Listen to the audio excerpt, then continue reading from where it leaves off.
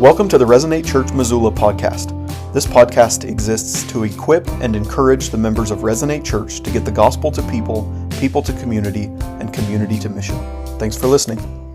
All right, so Ethan and Austin, we're sitting here at the church. Everything's packed up and the trailer's loaded. I wanted to get your guys' reflection on the 7th day of month of welcome. We finished our first week. We saw some big things happen all week, and then felt like it kind of culminated in tonight. So tell us, so Austin, you were in charge of the barbecue. You were out in the park cooking food. You'll talk about that in a little bit. Ethan, you were inside in the sanctuary with us, worshiping. What did you guys see today as people were rolling in, and then as service started? What were some of your takeaways from the day? So much. I mean, it just started out really great. Like when I first walked in around 2:00, like vibes were already up there, and everyone was feeling pretty good and amped up, just bringing energy in. And so like that's the setup crew. Oh yeah, 100%. Dude. When worship's showing up and on point every single Sunday, everyone else is bringing that energy too, and it's great.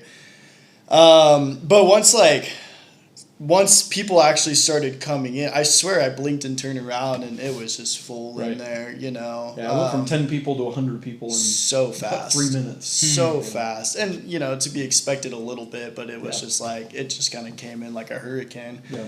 I actually struggled to find some seats up front. We've got a rule in our Firewatch doctrine. I think Foxhole had it too, but it was all members in the house must be in the first 2 rows, unless they're doing like childcare or something, obviously. And it just it changes the vibe for us. So I was looking at my front 2 rows, and I found 2 spots. I was with my friend Donovan, who's been coming around to Resonate a little bit more. And I was sitting next to this guy who's connected to some people already, and just kind of didn't seem like he wanted to be there, and his girlfriend wanted him there a little bit, but amen. Yeah, and I mean, I know he's been connected with RJ and Nev a little bit, so he probably wanted to be there a little bit.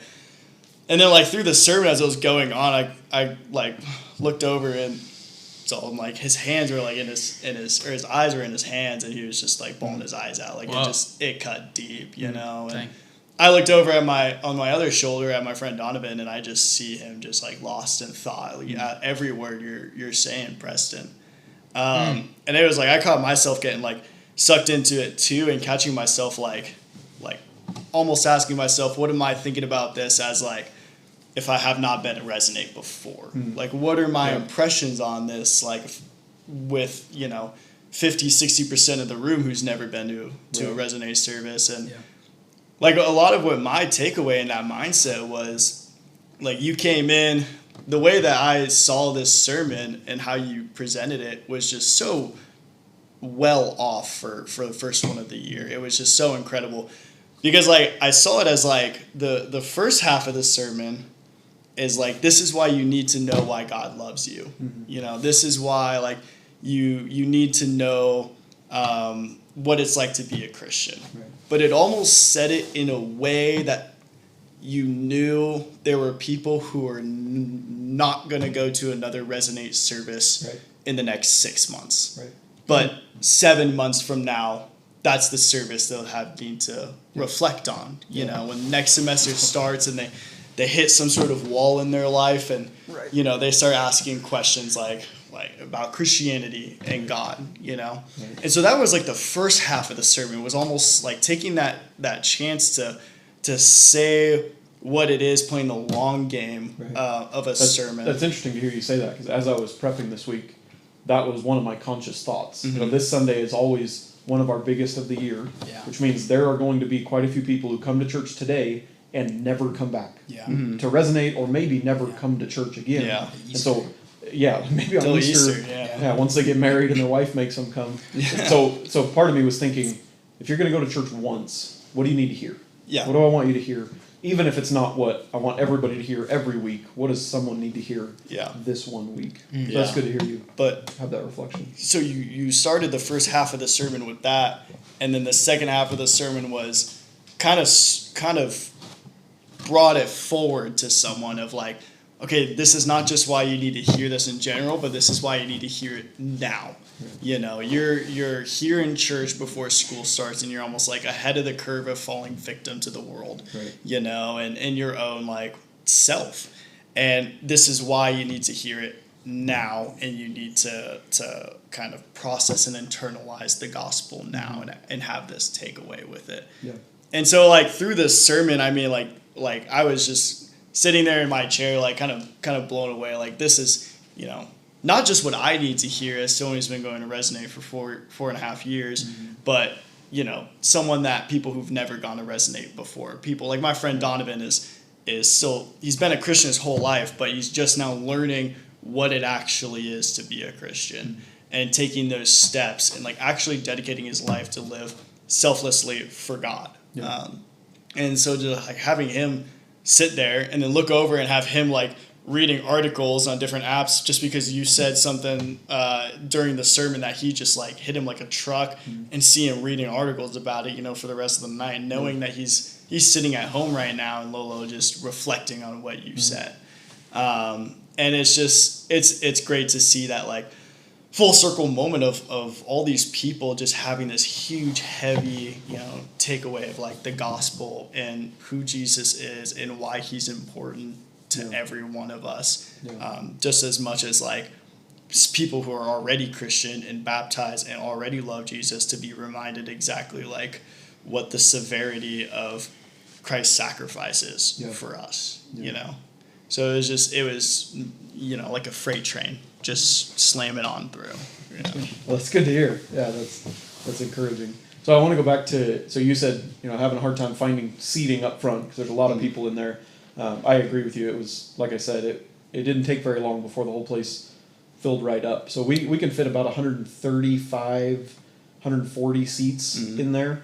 And then we start getting out the folding chairs and packing them into corners and stuff like that. Yeah. We counted 135 in the sanctuary today, Nice. and then another 22 to 24 in childcare, including the childcare workers. So we're edging up on 160 today, which is our largest Sunday gathering ever, including baptism services and Easter and stuff like that. Wow. Which is a huge celebration. But I noticed not just big crowd, but different type of crowd than we've ever had before. Different level of enthusiasm than we've ever seen before. What was your, you've been around for 4 years. Would you agree with that assessment? Yeah, absolutely. I mean, you can hear it from the back. Like usually you got the volume of the speakers in the front 2 rows that kind of cancel out all other sound, which, hides my voice cracks, and that makes me feel better. But like tonight I was able to hear, the hoots and hollers and the hymns and the hums from the people behind me, which just showed. I remember Donovan, his first sermon coming here, his first service, he said, I've never seen a church where people actually sing, And to show that Resonate was that influence, because people actually sing and worship like they're supposed to in church is just like jaw-dropping to know that like we have that influence too, which is why we have that rule to say that, hey, we have to be in the front 2 rows. We have to, even if we're just really not feeling it in the day, which like Lord knows some days we have those, sometimes we have those days, like you got to have your hands up and you got to be worshiping because it's not about you, It's about the Lord, and it not just that, but it also just wildly changes the vibe and the atmosphere of the rest of the service. Yeah, the reason that I wrote that rule in the Foxhole Constitution 10 years ago was because men's leadership is an inescapable reality. Men will lead, whether they want to or not. Lead well, whether lead poorly, good or bad, good or bad, like whatever the men do, it will lead the room. And so if the men are sitting in the back with their arms crossed and the whole room sees it, and the men are leading. But if the men sit up front, the men engage passionately, the whole room sees it. And so you guys having your roommates sit up there makes a huge difference. Absolutely, The front 2 rows are doing it, and then I saw it's a ripple effect all the way back to these freshmen who maybe have never put their hands up in a church service ever, and now they're worshiping passionately. They're getting into it. Absolutely. And I had a couple of thoughts when I was out there at the barbecue. One of them was, man, I wish I was at worship right now. Because I know when we have a full room, it's like so fun. And after the first worship set, I was grabbing something in the kitchen, and it's good when Ben gets off stage and he says he was hopping around. And he said, I'm exhausted, man. I've been hopping around. I got 2 more songs. I was like, go eat a granola bar. You got this. No, and I'm so proud of my guys too for like it wasn't even that we didn't even really have to even emphasize that. Like they were already working on that when services started and they got back. They were already sitting in the front 2 rows, and it's like just all the guys in Firewatch. I'm so proud of all of them just stepping up. Yeah, the and energy being they brought this initiative, week. the energy and just being like the go-getters and the starters and just down for everything. Like I couldn't have asked for a better group of guys to start this ministry house with. And it's a game changer. Absolutely. I think I would attribute a huge portion of this week's success to the enthusiasm, the energy, the work ethic of those guys, and then the girls who are doing a similar thing on their side. I was going to pivot to the week, right? Like, that was just everything we put on the calendar, everyone was at. Right. Yeah. Which we said, hey, it's all optional. I think us being on campus wasn't even on the calendar. I think we just sort of mentioned staff was doing this. Yeah. And everyone was there. And it was like, Friday was awesome. Yeah. Handing snow cones out on the river. So much fun. Everyone was probably so So tired they much wanted fun. to cry at the end. At least the people in the water. Ethan. Yeah, when you have to stand in the middle of a river for for 4 or 5 hours. Wading back and forth, cutting your feet. But I honestly, it was one of the coolest things we've done is stand in the river, hand out snow cones. I think we went through 25 bags of ice. 26 bags. Yeah. 26 7-pound bags. 7 pound. There you go. Quick. 182 Awesome. pounds. 182 pounds of of ice, man. That's incredible, man. And swing dancing too. Just like Yeah. everyone was just Yeah. non-stop on the dance Yes, floor. And dude. by the end of it, like Oscar, Phil, and I are standing around just covered in sweat, like at the end of the night, man. And Everyone just wants to dance the with that. whole week, man. Yeah, exactly. Yeah. We Good memories. for 6 years, man, it's just been Preston and Jordan Scott dancing with 18-year-old girls out there. So it is. Turn it around. I mean, it was awesome. Like the dance floor never was dead. Yeah. There was always someone out there Absolutely, for man. for Absolutely. swing dancing and Which is such cool. Like, we have been praying for that. That's been my biggest prayer for 6 years. Yeah. Student buy-in. Yep. Student leaders. That's been like, that consumes the majority of my prayer life. God, give me student leaders, please. We need student leaders. Because we've had some good student leaders in years past, but it's been the staff team carrying 95% of the weight for 5 straight years. And now this year to have, we had 3 staff members out at the river and then 15 students out there doing most of the work. yeah, we It's pushed like past game 4 o'clock. Like, well, when did you guys end up leaving? 4:30. Yeah, 4:30. So we were past there before what we thought we were going to be. And Yeah. it was a sweet event. It was a concept we've had for 3 years that we got to finally see what it'd be like. And if we would have done it in the past 3 years, it would have sucked. You know why? We didn't have the guys. We didn't have the guys to run out into the river. I would have been making snow my cones and you gosh. would have been running into the river. And BK Maybe too, there's the 20 man. pounds I would have lost right there. BK was drowning with a tray of snow cones. Dude, he was BK, a I trooper. thought we were gonna lose BK and Kelly multiple Yeah. times in that day. Yeah. No, man, his Brooks kept him afloat. Yeah, There we go. Brooks sneakers, man. Yeah.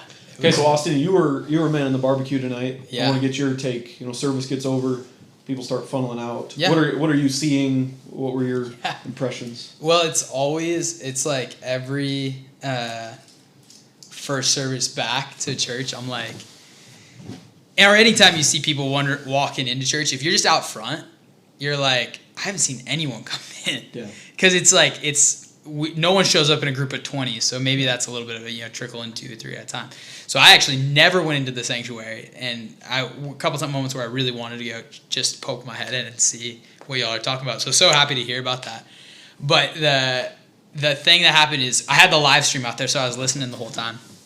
The second it ended, like, I don't know how, but we had 40 people, like, getting burgers right away. And I was like, whoa.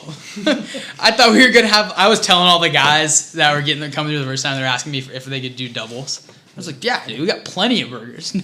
No worries. We got like 160 burgers or something, maybe more. And I was like... telling all of them, yeah, eat everything. And then by the time we got to the last 40, I was like, one burger. We barely got enough to get through all of these burgers. Yeah. But, man, logistics went off without a hit, man. I think something I was in a little bit of reflection with was God's going to provide. Yeah. Like I was out there, like I think I'm the only one cooking burgers today. 2 hours before the thing started, I had to cook 150 burgers by myself, and within those 2 hours, I mean, we had someone donate their barbecue. We had 2 dads stand up that aren't even owners in our church, you know, that just didn't know there was even a need. So like God was just like, hey, this is going to be amazing, and we want to make sure it's amazing. And so God made the way to make sure that it went off without a hit. But yeah, man, it was it was cool. It was cool to see too. Like I think I was reflecting on this a little bit. It was like 6 years ago we would have been serving hot dogs. Yeah. And no one would have came and got our hot dogs. And I was talking to a gal that moved here in 2018 with us, and I was like, wow, we've really come a long way, haven't we? We're serving burgers and potato salad. And Well, it wasn't even... Maybe someday we'll take the next step and get a smoker out there. Dang, you're right. Do some pulled pork sandwiches. The budget needs to keep growing to get That's there. right. It wasn't... I don't even think it was like just the food though that's come a long way though. Like even just the spirituality on the campus though. Yeah. Like I had a guy I've kind of been working with who I was talking to, trying to figure out his plans for tonight. And he kind of made it clear he didn't want to go to church and talk about church. He shuts down and but then I texted him like, hey dude, like at church we're also doing like barbecue, you know, shoot your shot and. And so, but like halfway through church, he texts me back. He's like, "Hey man, not gonna make it to church, but I'll swing by that barbecue though." Score. You know, so I think I know who you're talking about. I was very surprised. I saw him at the barbecue, and I was like, he was the last person that rolled in, and I was like, I wonder if you did not go to church. So hey, free food, man. Whatever it takes. Whatever it takes. Free food got me in the door. And then I think, Villages. if I'm not mistaken, that same guy ended up sitting and talking to someone who's connected to our church. You're right. For an hour, like he was one of the last people there. I think when 100%. We left, they were still out there talking. Yeah, 100%. And I was just like, man, it's really cool to see God use food to open the door. Because I'm sure that it was a deep conversation, and I'm sure they were in the thick of something that was awesome. Another thing we think about week of welcome recap too is just like Lake Day, or I keep calling it Lake Day. Cliff jumping was insane. So good. Like. I was telling one of the dads cooking with me is like, it's so great we could run the same play every year because everything gets so much easier because we've been doing the same thing for 3 years. Right. But there was one of the pictures a student put in the Discord. I was like, wow, that looks like there's so many people there. It was like a shot over the back of everyone's head on the beach, and then you could see the cliffs is like it's like scattered with people. I was like. The university, we should give that picture to the university. Yeah. They could use it on their main website. It's to like what do we have like over 150? I counted 148 toward the beginning, and I'm guessing people were still trickling in. So 175 total came through at some point. Which is 75 more than we've ever had at that event. Yeah, and it was to think about Week of Welcome this week, and I know a lot of this week we've been talking about our events, and how big our events have been and how much traction we have, but. I mean, that just like we say, numbers isn't the end goal, right? It's not all about collecting numbers. We don't want the biggest numbers because behind each of those numbers is a story and a person. We see life transformation, and I think to have the scope of like what a staff team of 3 full-time people is able to do. We have a handful of 7 altogether of us.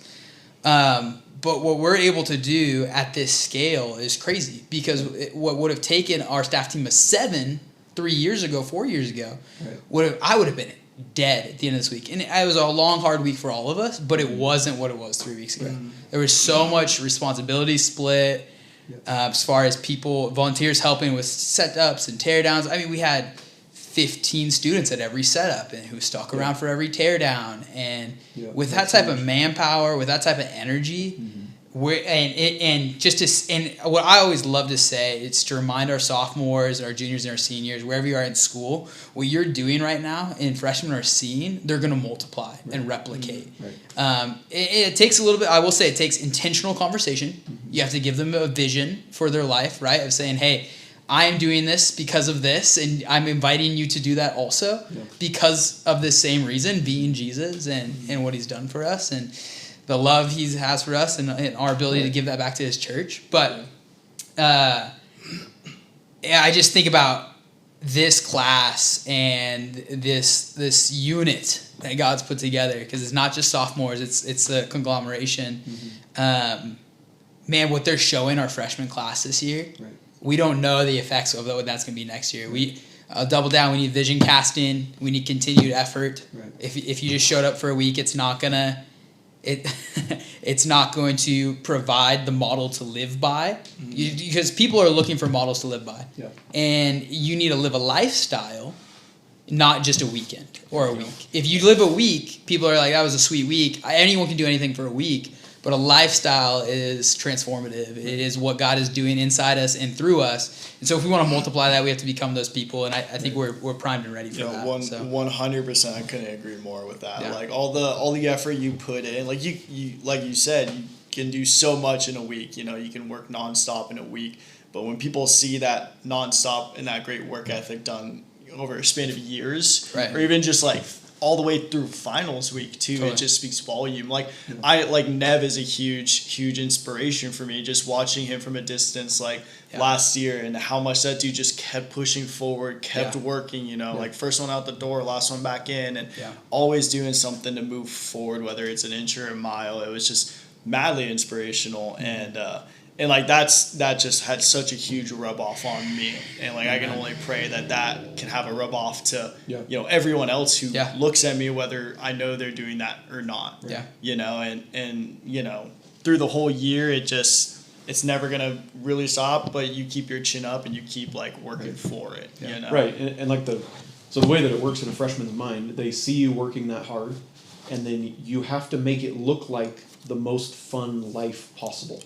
So if people are working hard and they're grumpy about it, it's not that attractive. But when you get people who work really hard, pour their life out for this thing, and they're joyful the whole time, it makes a freshman think, maybe this is the best life that God has for me. And then they get into it, and they hit the exhaustion wall, just like any of us do, and then they are forced to reckon with the fact that the only way you can work that hard is if it is pouring out of what Jesus is pouring into you. So like they come to this spiritual reckoning point because of the models that they have in you guys and the student leaders around them who are giving their lives to this. And it's just a mark of a great leader to be able to work and lead, you know, nonstop but joyfully and happily and fruitfully, and it's what everybody wants in a leader.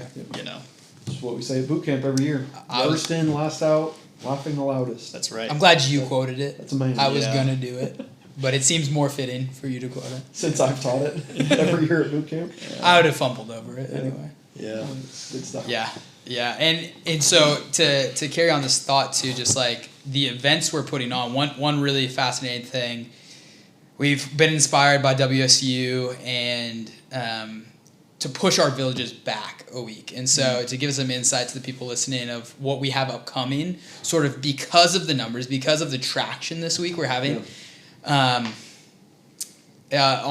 campus, we pushed Village back a week. In this upcoming week, we're still throwing an event every night. Okay. And so we're not having Village this week. Yeah, so historically, Villages would have started this week. So historically, first week of school, whoever you were connected to would have been only invited to one thing that week, which would have been your village, and then you'd hopefully catch them in Villages to come.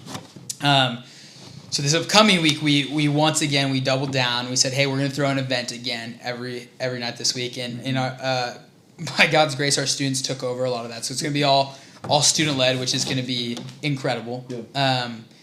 And we pumped out flyers. So go back to Lake Day. We handed out 175 flyers for all the people that were there. Yeah. Got a flyer of everything that was coming up. And so we hit a sweet spot about 3 years ago handing out flyers. It's a lot like fraternity rush, right?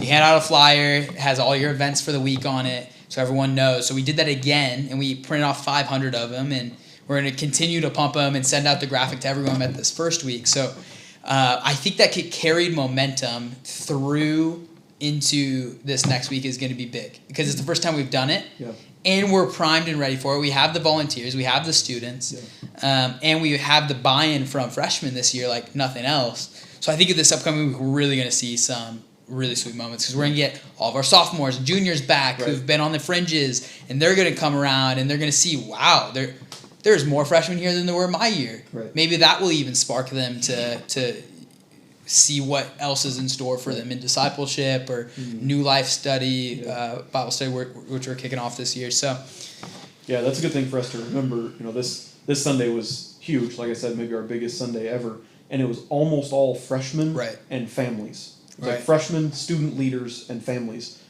Almost none of our sophomores to seniors were here. Yeah. And last year, that was our whole church. There were 80 of them. So in theory, we could see even more people around in the next couple weeks. Yeah. Depending on how this freshman class sticks around. Yeah, and a lot of just how like these sophomores through seniors now are also just stepping up and making friends with the freshmen too. Is playing such a huge effect, Oh yeah. Because I remember when I was a freshman, I didn't feel like there were a whole lot of upperclassmen talking to me, and now as an upperclassman, I'm starting to see some young adults talking to me now too, and it's like it's like bridges are kind of breaking with those, and now it's kind of like our church is starting to really kind of go from like what almost seemed like 3 different layers, but now just connecting into like one big cake, and it's cool kind of seeing that like now there's a bridge between freshmen and young adults and married couples that are starting to pop up, and people are less afraid to go out of their way and talk to these people and just kind of make those connections now, and so that's something that I'm really looking forward to seeing grow and expand and looking to play my role in as well. Yeah, that's great for the young adults, the families in our church to hear that we are seeing that connection happen between families all the way down to freshmen, and we want more of it. Yeah. And like I said this to Matt the other day on the podcast, but our students want to know our families want to know what's going on campus and want to be in students' lives, and for some reason there's this totally artificial barrier that has kept it from happening for years, when really it just takes somebody doing it. Just go have a conversation. And they're being so, I want to say like all the young adults are being so welcome about it too, and so friendly about it. Like the feedback that we've gotten just thus far with the young adults we've spoken to has just been incredibly encouraging, and it's just awesome to see. That's great. Yeah. Well, I want to shout out a message that happened, and something my wife and I have been talking about. In the message in the Discord, it was someone reflecting on, I think, Matt's sermon, but it was just like, even if our young adults show up to something and they don't talk to a freshman, they talk to a junior like Ethan, and Ethan's like, oh man, it's so refreshing to have a legitimate conversation. Like with a grown up. With an adult who's not asking me. I don't have to ask him what his major is. I can ask him about his kids. I can ask him about work. And it's just like when you're having the same conversation 80 times in a week, you get so burnt out. So and then my wife was reflecting. She showed up to Bear Fair and she was so bummed. Like she got there, had to deal with the kids right away, but she had some of the most enriching conversations she's ever had with people who have been in church a long time, and then some of the students that were upperclassmen, just getting to sit back there, feed our kids and hang out with the kids, like just to get to be some glue. We need more of it. Because, all of us remember what it was like reaching college students. It's a madhouse. Yeah. It's just like chasing around toddlers, right? Like, it's not too much different. Yeah. You have more energy, and it's less your responsibility at the end of the day, like it is with a toddler. But Ava wanted to run the street 17 times today, and I was busy doing other things, so thank God I had some friends catch her, but and we as students also completely understand that kids are a lot.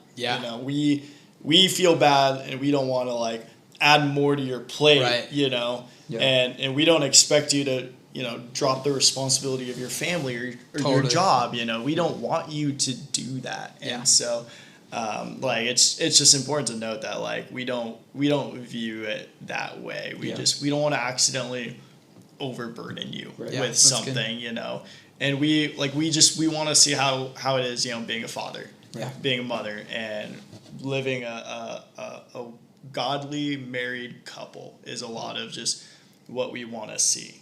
And because the percentage of people who got to see that is so low. Absolutely. What a special thing to see. And and it's just we're so fortunate and grateful to to see so many young adults in our church too that are just seemingly doing it so well too. I think something is, when you say that too, I'm like, you know why that is so appealing is it feels so tangible to you, right? Like a lot of times we push about seniors pursuing freshmen. There's a 4-year age gap there. I think there's a 4-year age gap between you and I. Yeah. Right. But what I have got to accomplish the last 4 years, getting married, having kids, it doesn't feel far off. I'm sure if I have 18-year-olds or 17-year-olds, it might be a little bit different. But like if we miss this opportunity of the proximity we have to y'all who feel so close, and none of y'all feel that much younger than us. Like y'all give me a hard time all the time, but every time on the backside, it's like, well, Austin, you're only 26 though, too, right? It's like, yeah, dude, I'm like 4 years older than you. Yeah. So no, I mean the older I get, the more I feel shoulder and shoulder with you and that. Yeah. I mean, I've been saying this for years, but the most effective mentorship is 5 years ahead of you. Right. 3 to 5 years ahead of you. Like 40 years ahead is barely helpful. Certainly on the practical standpoint, it's almost unhelpful. Generally, it can become pretty helpful when you're talking just sheer wisdom, but you need those people that are 3 years ahead, 5 years ahead, because it's all within reach. Like 90% of your friends should probably be or 90% of your mentors should probably be right there in that threshold. I think about the people I talk to who are 4 years ahead of me. Half the stuff I asked them questions was they forgot what they did with their kids. Well, when people ask me questions about dating, I forgot. And that was only 7 or 8 years ago. Right. Well, I mean, I didn't make a lot of the mistakes my older siblings did. I'm about 4 or 5 years behind them. There you go. And I didn't make those mistakes that they did because I watched them and saw those mistakes and thought, oh, maybe I'm not gonna do that. So it's like, I mean, it's not even just the fact that I need you to sit here and tell me, and verbally give me advice on something, but like I can just watch you and see how you're parenting, and through that, like I've seen great ways on how you parent. With like something that really stuck out to me was like when Ava was barely learning how to walk and she fell and started crying, like your response was, how fast can you get back up? How fast can you get back up? And I was like, I'm bookmarking that one for sure. Like I'm using that. So it's like, it's not even that like we need to talk about things. It's just being around and watching you like on a Sunday service. Like I can tell you right now, these college kids are always watching the little ones running around and the parents and seeing, taking the mental notes on how the parents are. They're learning how to parent by watching our parents. And we're impressed too. Like we see all the best things in all the young adults too. I looked up from the barbecue and I saw all the students over there talking and looked at the parents over here, but I just could tell. Everyone's looking up at the kids. Everyone's looking up at the families. It's just the proximity. And I was thinking about it while I was out there. I was like, we're gonna have a dozen students who stay with our church because we have that. Where those dozen students would totally be gone. They'd be at Mac. They'd be at Anchor. They'd be at another church in town. That's great, but they would be there because they want to see it. And I think that and that's all because some group of families decided to be the first ones through the wall. First one through the wall gets a bloody nose. Somebody has to take the bloody nose. And so if they won't do it, it'll always be the seniors taking the bloody nose. Instead, we've got these wonderful families who have decided to take the bloody nose so that no one else has to. It's a noble thing. It's awesome.